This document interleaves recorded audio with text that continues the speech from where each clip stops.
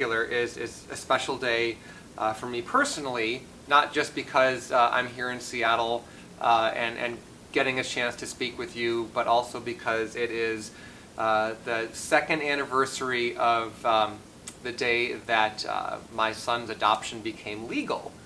So 2 years ago today, we were standing in a Seattle courtroom in front of a judge.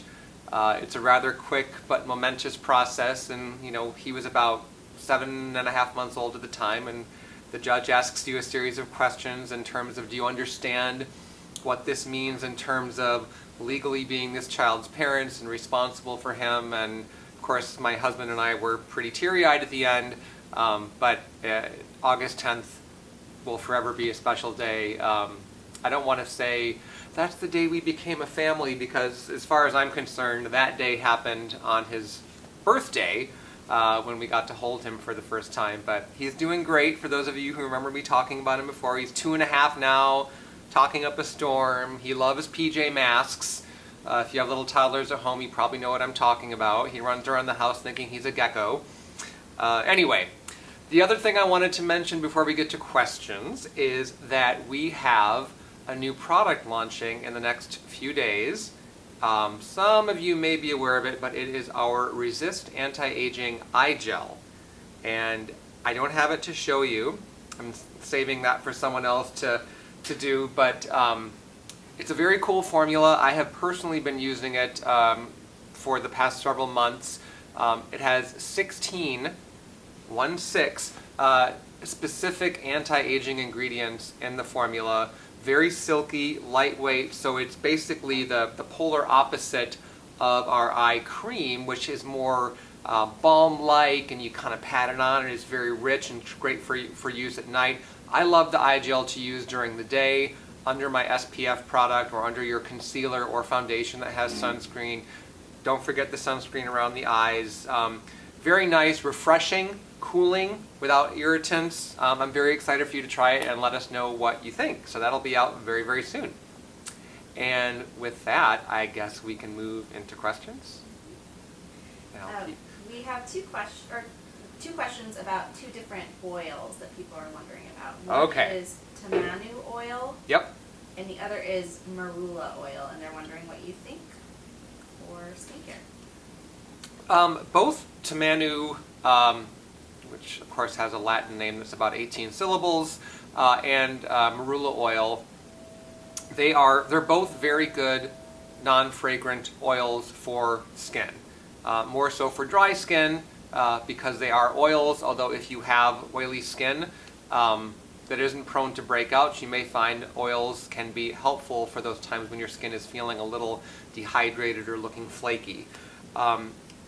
What I would stress about any single oil is that it's preferable, just like with antioxidants. Vitamin C is a great ingredient, retinol is a great ingredient, green tea is a great ingredient, but I would never tell someone just use a skincare product with that ingredient. You always want to give your skin a blend of great ingredients, just like you want a blend of healthy ingredients in your diet. Now, oils are a little different, because it would be easy for me to say a single oil isn't going to be the skincare answer, which is true. But what's interesting about oils is that they're made up of many different components, different fatty acids and different ratios. Tamanu oil has a higher amount of oleic acid and palmitic acid. Marula oil, I believe, just off the top of my head, I believe that is higher in linoleic acid. And then each oil has its share of different antioxidants.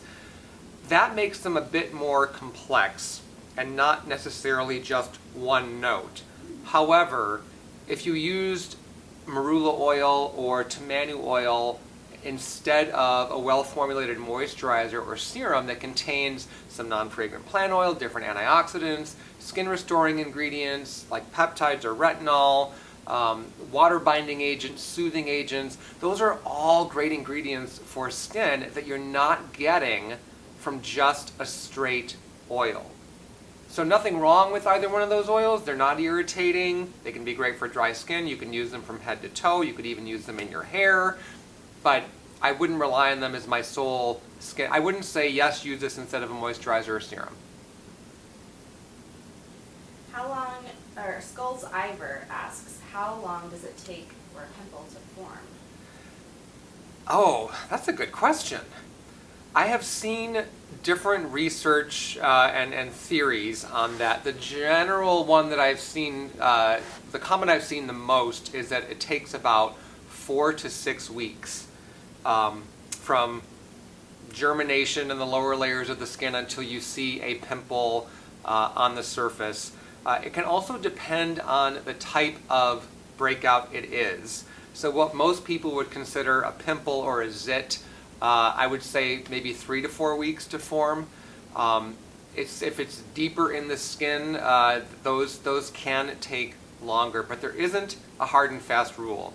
Some people might experience a breakout after they use a new product or a new collection of products. It can be confusing because in many cases those breakouts aren't acne. It's not the same thing. It's an irritant response to one or more ingredients in the products, or a combination of how the new product interacts with something that's already in your routine. And of course, it makes more sense to blame the new product because everything was fine until you introduced this product and now you have breakouts. It might be something in that new product, but it could also be the interaction between the new product and something you've always used. But the irritant response can result in little bumps on the skin right on the surface that can look like acne, but it isn't. And they often don't respond to the same types of treatments that you would use to get acne under control. So it can be a little tricky, and of course you can actually have the irritant response and breakouts from acne at the same time. Most people will find that a leave-on product with salicylic acid, beta-hydroxy acid, can help take those bumps down. And you can also talk to your doctor if you suspect it's an irritant response to new products. First of all, stop the offending product and talk to your doctor or healthcare provider about using a topical hydrocortisone product to calm the inflammation and irritation. That's exactly what they're for. Alex wants to know, what should I apply after shaving or trimming body hair? Would Calm Redness Relief Toner and a moisturizer be a good choice? Yeah, absolutely. Any product that is fragrance-free and packed with soothing ingredients that can reduce signs of sensitivity. The Calm Toner, the Calm Serum, the Resist Advanced Replenishing Toner would be another good one. Our Resist Ultralight Antioxidant Concentrate. Those are all sheer products. And the sheerness can be helpful because you're getting that hydration and the calming, but you're not gunking up the area, particularly, if you just removed a bunch of hair. Is this a man asking? We can't tell. I don't really know. Let's assume Alex is quite a... Yeah, that's right. Well, okay. If you're a guy and you've removed a bunch of hair from your chest, for example, it would feel much better to layer on a sheer toner or serum than a thick cream, right? You don't want that filmy feeling all over your chest. But absolutely anything that soothes the skin, that can help diminish or potentially eliminate the appearance of that bumpiness that can occur after shaving. And of course, always make sure if you're using a razor that it's a clean blade. Rinse it often. Don't ever shave bare skin. I've seen a lot of guys do that. They just take the razor to their chest and start stroking, and it's not good for the skin. You always want to put a barrier between your skin and the razor. So at the very least, use your girlfriend's hair conditioner. Even like a liquid hand soap is better than nothing. But shaving cream would be great. PC for Men shave even better. I love that stuff. Christopher Lasley says, hey Bryan, have you ever heard of mixing ascorbic acid with some carrier oils, like your moisture oil booster, to help the ascorbic acid penetrate deeper into the skin? I haven't heard of that. I have seen different products where you get the ascorbic acid powder that you mix into some sort of a carrier product, and they're usually water-based. Ascorbic acid is inherently water-soluble. So there are oil-soluble forms of vitamin C, tetrahexyl diesel ascorbate being one of them, or magnesium ascorbyl palmitate. And those show up, we use those and other forms in our serums, which don't have any water in them, and so the vitamin C can remain active and it will do what's called solubilize into the formula. I would be a little hesitant without seeing some research or double checking with a cosmetic chemist to mix ascorbic acid powder with an oil. I would rather you try mixing it with a water-based product like a toner or a water-based moisturizer. Even if that toner or moisturizer has some oil in it, the water base will allow the ascorbic acid, which again is water soluble, to work its way into the formula. Angie Olson says, "Hi Brian, so glad you are doing a live chat. I seem to be getting more and more spider veins on my face. What am I doing wrong? I use gentle products, mainly PC and sunscreen. Should I stop using retinol?" I would say no. I've never seen any skincare ingredient implicated in causing that issue.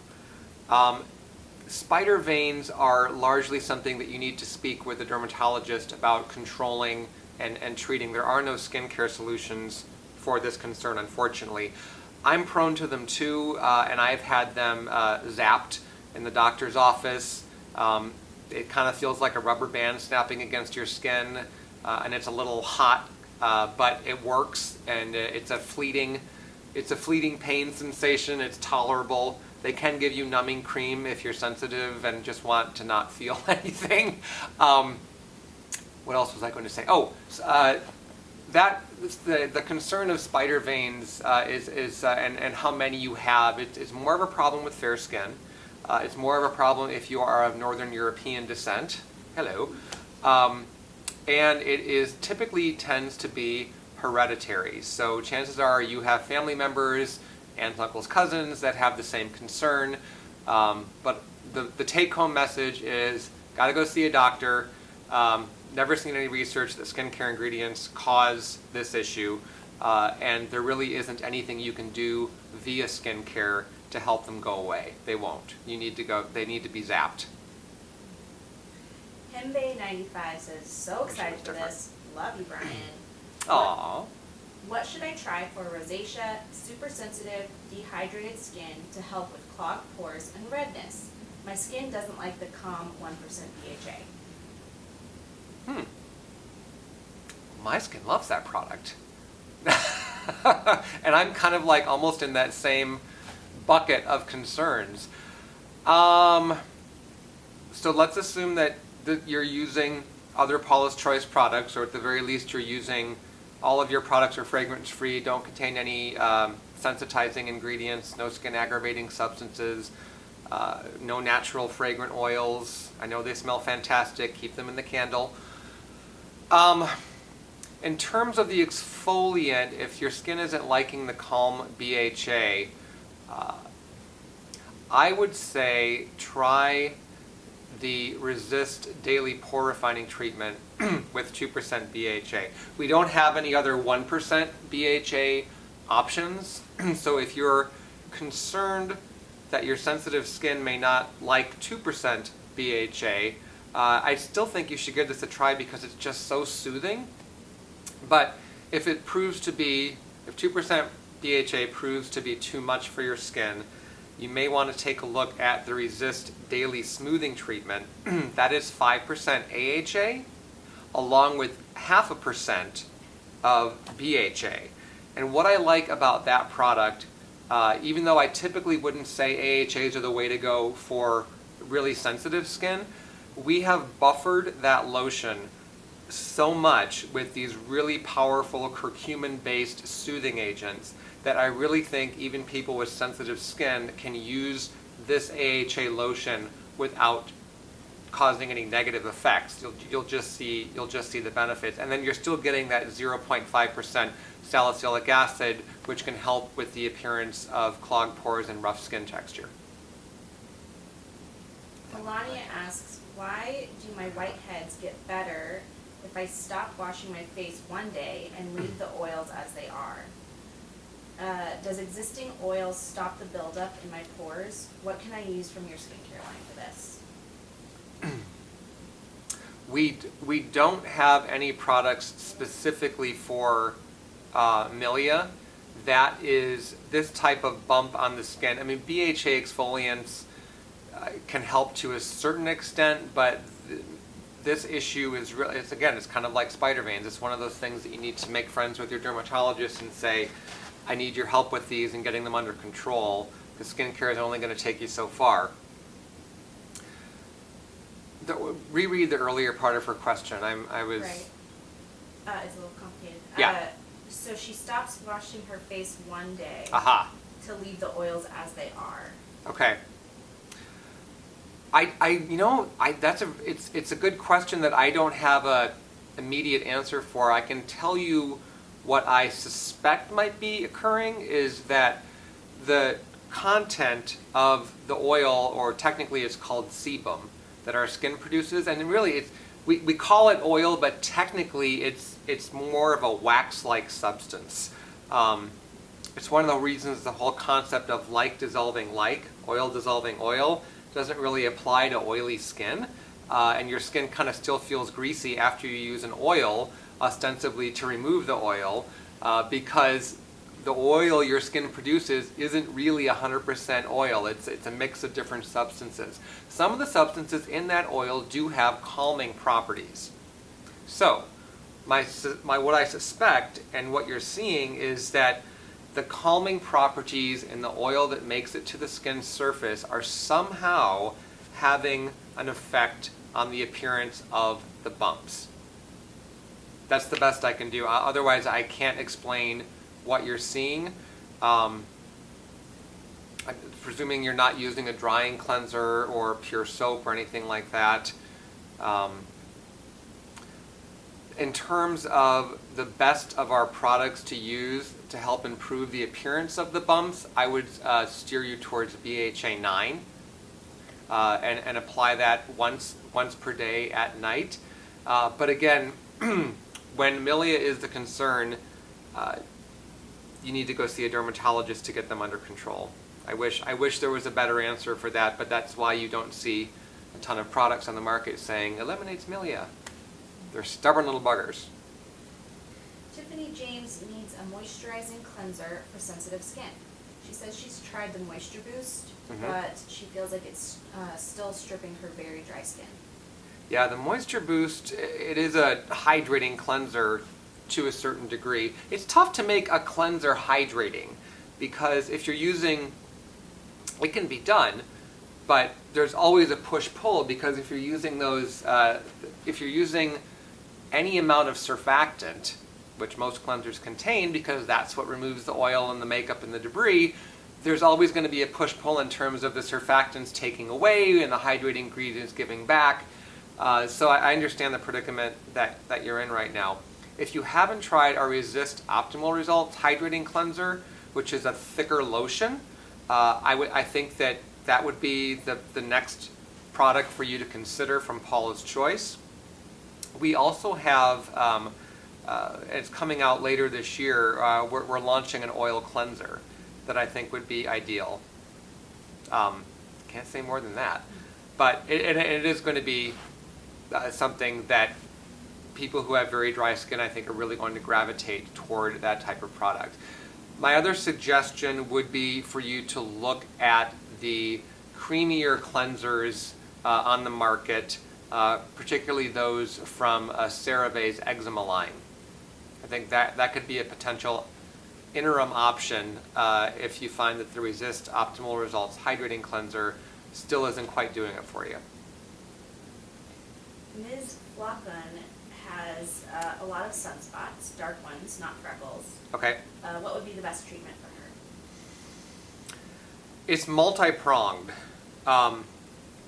Sunscreen is foundational. So whenever you have dark spots that you know are from sun damage, if you're continuing to get unprotected sun exposure, you're kind of shooting yourself in the foot, or shooting a hole in the boat as you're trying to bail out all the water. You have to protect your skin from further sun damage. The next best thing would be to start using a product with 2% hydroquinone. I would also add in a higher strength vitamin C product for brightening properties. And you could also look to use a higher strength niacinamide product, or you could use a product like our Pure Radiance brightening treatment that combines niacinamide with acetylglucosamine and licorice root, I believe, is one of the other key bioactives in that product. Research has shown that for most people with dark spots, it is a combination of course, sun protection and the different ingredients that work on different levels, different pathways on skin surface to help control the look of that hyperpigmentation. And in a lot of cases, particularly for the darker spots, it's the combination of sun protection, topical treatment products, and in-office laser procedures that a dermatologist can offer that can make a big difference. So it's not, that's what I meant by multi-pronged. It's not just one thing. I wish it was that simple. You know, that you could just say, oh, go get some hydroquinone, put it on for 4 weeks, you're good to go. And don't forget the sunscreen. But it isn't. For most people, especially if you have multiple dark spots, it's that combination of skincare and then what a dermatologist can do within a few sessions typically to really, really improve the appearance of the dark spots. And in some cases, I mean, I've had some that they're gone. There's just no other way to put it. They were zapped by a laser, they're gone. But I'm very cognizant of the fact that they could just as easily come back if I'm not good about sunscreen. Really white guy here. Paranita Ilani needs a suggestion for blackhead removal. She has dry and sensitive skin. For blackhead removal, when you have dry, that is it's interesting because you would think, I suspect the blackheads are primarily on your nose because even when you have dry skin, the nose has more oil glands than any other area of the face, and they're concentrated in this little area, and that's where blackheads are most likely to show up. I like a leave-on BHA exfoliant to improve the appearance of blackheads because of the fact that salicylic acid can exfoliate inside the pore lining to get, to some extent, to get to the root of the problem. So the 2% BHA liquid from the Skin Perfecting line would be my go-to for you. Allie, are we still selling the extractor? Yeah, I just looked it up. Okay, so you could try we sell a dual-sided metal tool that I believe we call the Professional Blemish Extractor. Yeah, everyone's nodding. Professional Blemish Extracting Tool. Extracting tool. Okay. $14. Okay. So it's made of surgical stainless steel.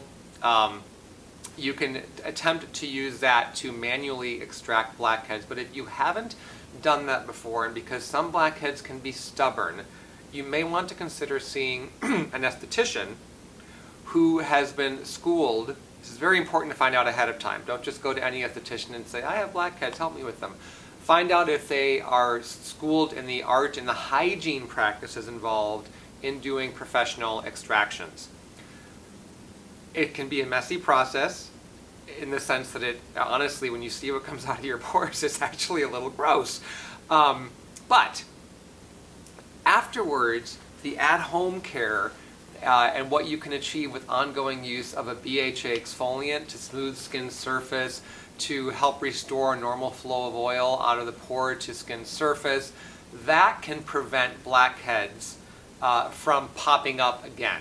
It can play a helpful role in that process, so you won't have to keep going back to the esthetician again and again.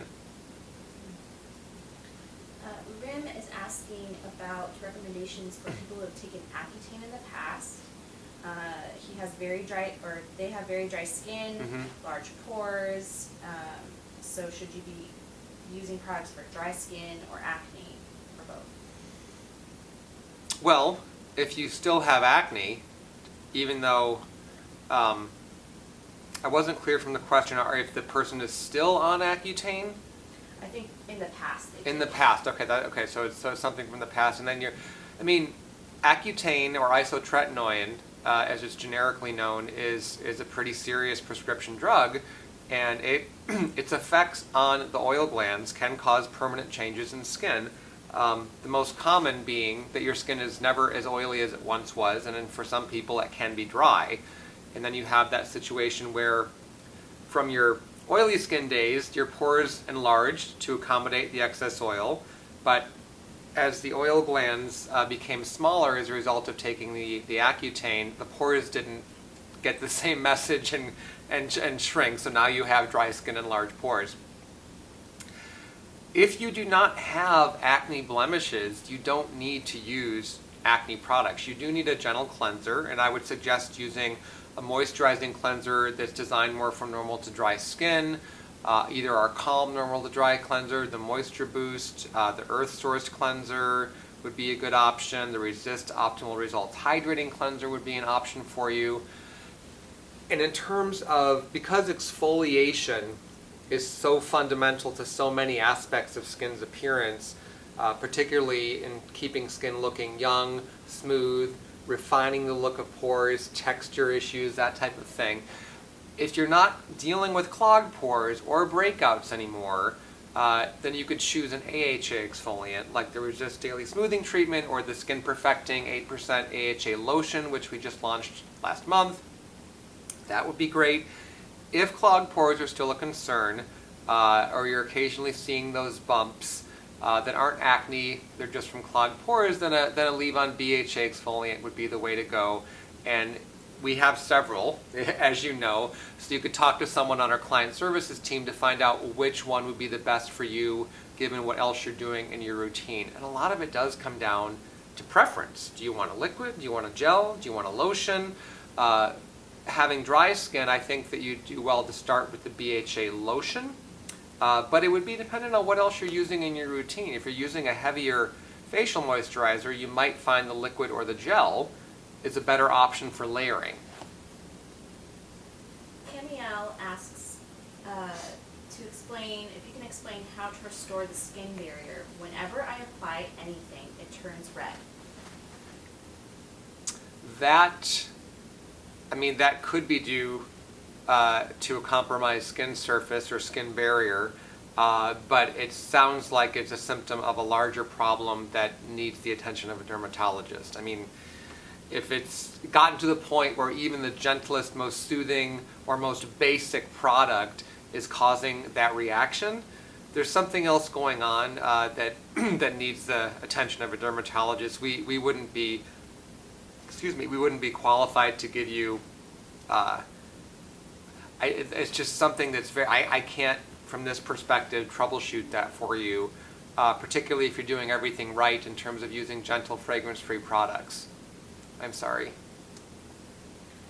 Marielle Velez says, "Hi Brian, hello from Bolivia. I love PC products, and I can't find them here, but I get my products imported. I pay almost double, but it's worth it." Oh, thank you. And I think so too. And she wants to know what you Bootlegging. what you think about witch hazel. I'm not a big fan of witch hazel because of its tannins, which ironically, its tannins are a big part of what gives witch hazel its antioxidant and soothing quality, but they can also be constricting and irritating. And then in almost every case, the witch hazel you buy commercially at the store, regardless of what else is in it, and most of them are just water and pure witch hazel, but alcohol is used in the distillation process to get that witch hazel extracted from the plant itself and mixed with water. So you're always getting some amount of skin damaging alcohol when you're using witch hazel. It isn't an ingredient that you can just completely say is terrible for skin. It really is, like so many plant extracts, it's a mixed bag of pros and cons. I mean, we were just talking about this yesterday in terms of there is the main antioxidant compound in rosemary is rosmarinic acid, and that in and of itself, extracted from the plant, is a brilliant antioxidant for skin. It doesn't have those volatile, fragrant components that would make rosemary oil a problem to put on skin. So there's variations in that, and I think it would be nice if only the beneficial compounds from witch hazel could be extracted and used to create witch hazel. But because as a consumer in a store, you can't know that. You can't, and if you call the company, they probably don't know or they won't tell you. So it's almost like our advice has to be just don't use it, because there are too many great ingredients for skin that only bring benefits and no potential problems. So just use those instead. There's a wealth of them to choose from, and a lot of them are natural. Issa Bird asks, if I mix my serum with the oil booster, does the oil hinder the serum's ability to penetrate? No. The ingredients are going to get into the skin, into the uppermost layers where they need to go. They may take a bit longer to get there, but they will eventually have the same impact. You also have to keep in mind that all of the oils in our oil booster are also sources of antioxidants. So you have all of those oil-soluble antioxidants naturally present in the non-fragrant plant oils, and then those penetrate to a certain extent, and then you have the water-soluble antioxidants, and those tend to stay more on skin surface. It can depend on the delivery system of the product too, but what's cool about that is that you're giving multiple layers of skin's surface antioxidant protection, antioxidant defense, I suppose would be a better word. So I kind of like that approach, actually. Elena Kaminarova wants to know the difference between retinoate and retinol. Honestly, it comes down to the shape of the molecule. Retinoates tend to, because of their shape, they tend to have a different mode of penetration into skin's uppermost layers. Not a big difference. I believe with the retinoates, there's also a compatibility thing in terms of the formula, and that the retinoates tend to be more compatible with a wider range of cosmetic ingredients than retinol, although retinol is pretty darn compatible as long as you are taking care to package it correctly, because no matter what it's paired with, even those good antioxidants, it can still be, it remains prone to breaking down in the presence of light and air, which is why we say don't buy retinol products in clear packaging, never buy a retinol product in a jar. Philosophy just came out with a skin oil that has retinol in it, and it's packaged in a brown glass bottle with a black cap, and then you get these cotton pads, these facial pads that are in a jar.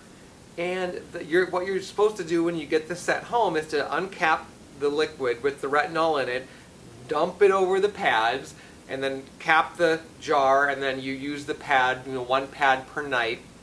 The retinol is going to be gone within days of doing that. I hate seeing products like that, because it's actually a really nice formula for the most part, and kind of an innovative way to look at creating a facial oil that contains a tried and true anti-aging ingredient, but why they did this packaging, and actually are telling their customers to dump it onto these pads, which every time you take that cap off the jar and get a new pad out, the retinol is getting weaker and weaker and weaker. It's just bad. It's just bad packaging. Good formula, bad packaging. Don't buy that product. Or if you do, just use it out of the bottle. Ash is wondering if you can mix niacinamide with the vitamin C booster together to apply, or should they apply the niacinamide first, then mix the vitamin C with the serum and apply? It's personal preference. I typically don't use the niacinamide booster because I'm one of those people, like, niacinamide booster is something that Paula just loves. Like, you will have to pry it out of her cold dead hand, along with the 2% BHA liquid in the other hand. I don't notice the benefit from 10% niacinamide that a lot of other people do. Likely because the combination of products that I use, and C15 is one of them, has given me the results. It's not going to get any better I guess is what I'm getting at. What I do notice that niacinamide helps with is even skin tone on my arms. So I kind of just use a 10% niacinamide booster there, and it works really well. But in terms of your usage, there's no reason that you can't mix a few drops of niacinamide booster with C15, apply to your face, and then follow with the serum. I would say experiment with the different modes of application to see what feels best to you. It's also perfectly fine to mix the booster, the C15, and the serum, and then apply. So you can try that too. Let's see. Diana 8 Matienzo Hi, Diana. says she has no questions now, but would really love to thank you for your amazing assortment of vegan products and recyclable packaging on top of your phenomenal skincare. I love you, PC team. Oh, thank you so much, Diana. Well, we try our best. We are, a big part of what I do with Paula and other members of the product development team is look at new ingredients, new blends, new concepts, and determine what would make the most sense for Paula's choice. What has the most substantial research behind it, not just the research that the ingredient supplier has done, because to a certain degree they all have research saying, look how fantastic our ingredients are. That can be very good, and some of the studies are very well done, but we always look at what the independent scientific research has said and then compare and contrast, and if it's pretty much even Steven, as they say, that type of ingredient is something that we would look at pursuing more and working into one or more of the products that you end up using. We do endeavor to use vegan ingredients when possible. There are certain times when ingredients that wouldn't meet the, I don't know, is there a standard vegan? Without going down a big rabbit hole, there isn't necessarily a standardized list that I've seen of like, these ingredients are okay with all vegans, these ingredients are not okay. There's a bit of a gray area and some crossover depending on how vegan you are. So all I can say though is if there is a suitable alternative that is vegan friendly, we will use that. And of course, as you pointed out, several of our products are vegan friendly and free of any ingredients that most vegans would consider unacceptable for use in skincare products. This is a really good one. MM027 says, I live for Paula's Choice and have been a true Blue fan since I started using PC 5 years ago. Could you please remind people why Paula created an eye cream? There are apparently a lot of people who seem confused. Still?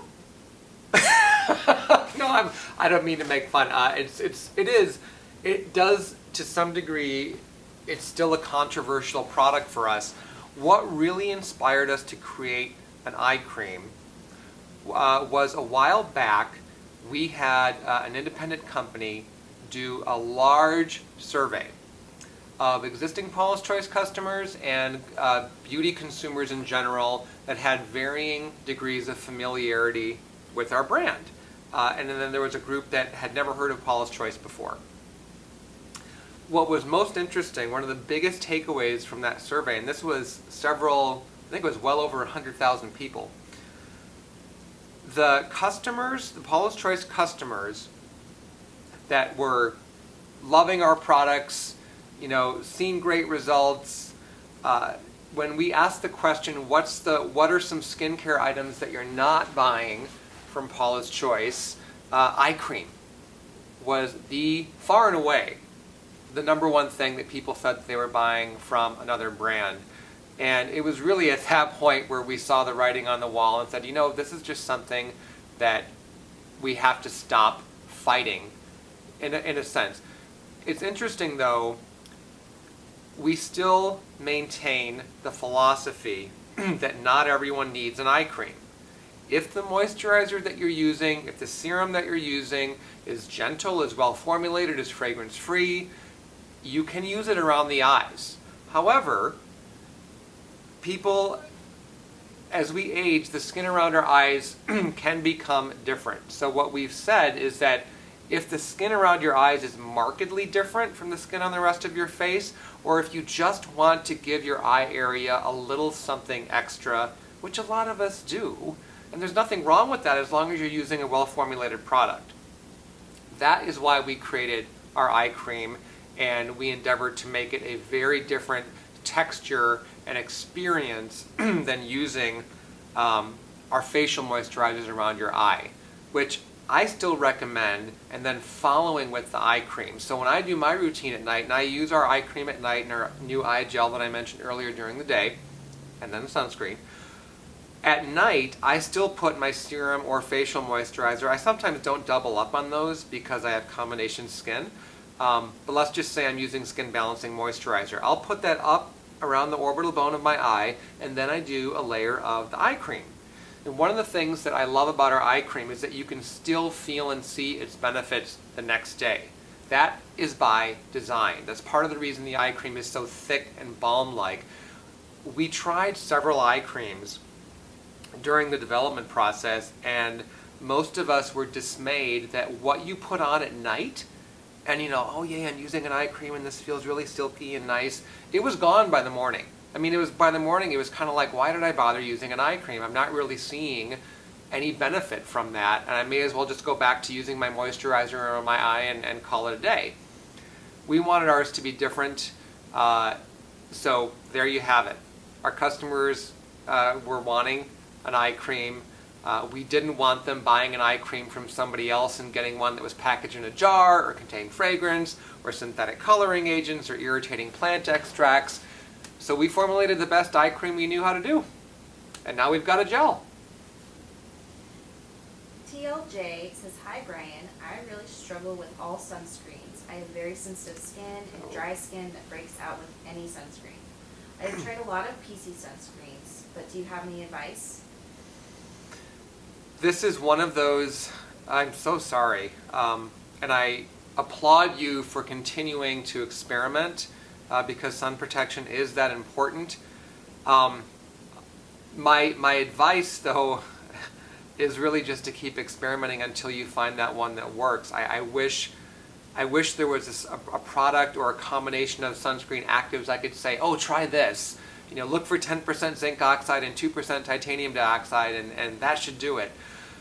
That might do it if you find that particular type of product, but you have to experiment to find out.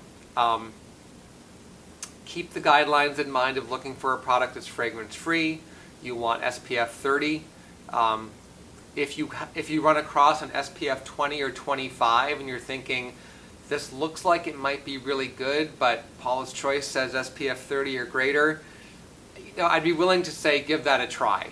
Because even though SPF 20 to 25 is below the new recommendation of SPF 30, I would rather you wear a lower SPF, or even a 15, than no SPF, for sure. Clinique has some good options in their line. Olay has some good options that include zinc oxide. Sensitive skin. I'm trying to think of some mineral sunscreens. We have been using for my son when he plays outdoors because really kids do best with the mineral sunscreens. You can't tell a 2.5-year-old don't rub your eyes; they just will. So the mineral sunscreens tend to be the least potentially irritating if they get in the eye. We have been using a sunscreen for him from MD Solar Sciences. They make several, I believe most, if not all of them, are mineral based. You could take a look at that brand.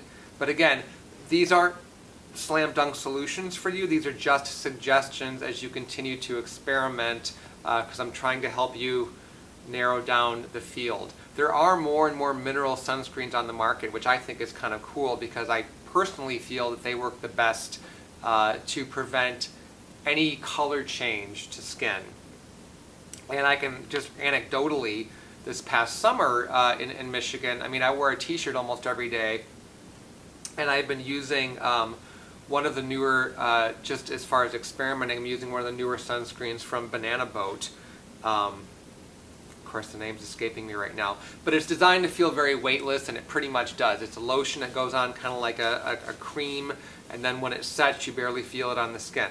But it's got the avobenzone and octisalate and octinoxate and whatnot, and it's SPF 50 and it's broad spectrum. I get color from that. My arms actually start getting tan from that sunscreen, and I use a mineral sunscreen on my face, either the SkinCeuticals one that I've talked about before, or I have started using our the Resist Super Light Daily Wrinkle Defense SPF 30, and I don't get a speck of color from mineral sunscreens. And it's just, I have a feeling it's just due to the way the minerals work in UV light versus the way the so-called, I just bit my tongue, synthetic sunscreen actives work. I'm not getting a burn from the synthetic sunscreen actives, and I'm not seeing like super damaged skin, but I am seeing some subtle color that I never get when I just use minerals. Spandana, great name, is wondering what your opinion is on oil cleansing. I like it. Here's what I like. I like oil cleansers that emulsify, meaning you can use them with water and they go on like an oil and then they kind of turn into a milky emulsion. I think those are much more elegant to use and absolutely easier to rinse than a straight oil. Not as big of a fan of just using a straight castor oil or jojoba oil or name your plant oil, just a straight up oil to cleanse. They work in terms of removing makeup and breaking down sunscreen and whatnot, but they can be tricky to rinse. You're often wiping at your skin with a washcloth or maybe being a little too aggressive with your Clarisonic or cleansing brush.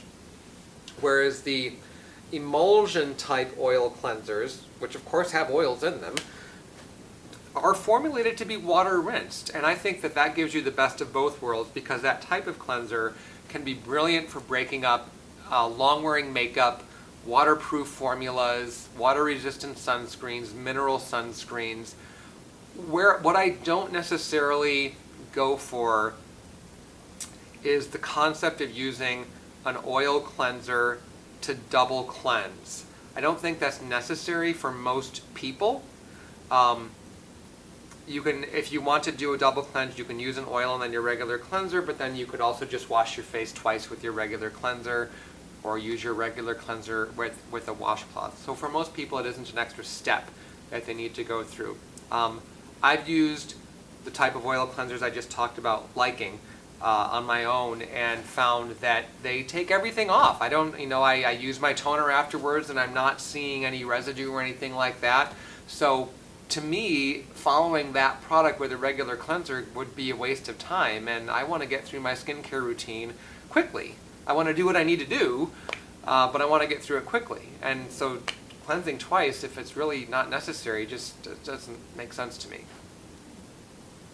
Kind of expanded on that, but... Maria Soledad wants to know what you think about using rice water as a toner. She says, I've tried to look into it, but there doesn't seem to be much research on it. Probably because it's not all that exciting. Rice water would have some starch in it. It would have trace amounts of protein, some vitamins, some minerals, maybe a little bit of fiber. It really wouldn't have much benefit for the skin. I suppose after that, after using it, your skin might feel a little bit tighter, but it's temporary feeling, no real benefit there. I would absolutely steer you towards using a well-formulated toner that contains a variety of ingredients. And I'm sure you can find, if you're curious about rice or rice bran, because rice bran, like rice bran extract, can have some antioxidant benefit for skin and maybe even some hydrating benefit. But look for that ingredient in a toner that contains ceramides and glycerin and soothing plant extracts, maybe even some peptides or green tea or other antioxidants. Don't just tone with one basic product like rice water or coconut water, or definitely not, so I know some people like using rose water. It's just floral water, it's just fragrance. It'll tone, but that's about it. It'll irritate a little bit. Okay, I think we have time for one more question. Okay. Allie S says, what is your opinion on waiting between skincare steps? I have heard people, mainly on Reddit, that they sometimes wait hours between acids and serums to get a better effect. Oh, Reddit. Reddit and skincare addiction. Yep. Everyone has their different methods. I think the dialogue that they exchange on there, for the most part, is really cool. It's fascinating how many people are so passionate about the minutia of skincare. I don't get the waiting hours. I would never tell anybody to do that. It's just really not necessary. And what, are you going to start your nighttime routine at 5:30? And then at 11 o'clock before you get into bed, then you do step 2? And what happens in between there? You know, what if you want to go out for a drink? What if somebody comes over? What if, I mean, I hear that and I think, how does that work in real life? And there has to be an easier way to get through the routine, and there is. And the solution is you don't have to wait at all, really, between steps. There is no truth to the notion that if you have to wait for your skin to go back to a certain pH after you're using your cleanser, before you put your AHA on, and then you can't put anything over the AHA for several minutes, because as soon as you put something on top of the AHA, it's going to raise the pH and the AHA won't be effective. It would be impossible to apply enough of any product over an acidic product to actually raise the pH to the point where it was no longer effective. The pH needs to be low enough in a leave-on exfoliant or peel for those ingredients to do their job really within a matter of minutes. How many minutes is up for debate. We're still not big fans of cleansers, for example, that contain AHA or BHA, because you're just not leaving that cleanser on long enough for it to really have an impact.